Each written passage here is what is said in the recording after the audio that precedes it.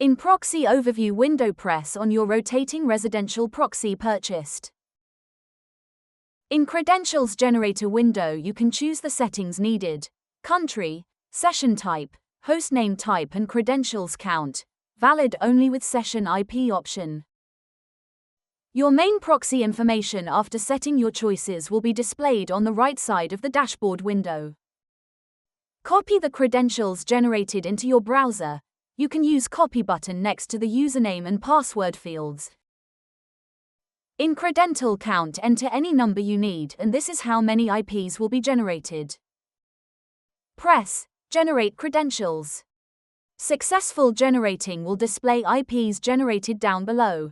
You can copy all of them or use Download Credentials button to download recently generated ones.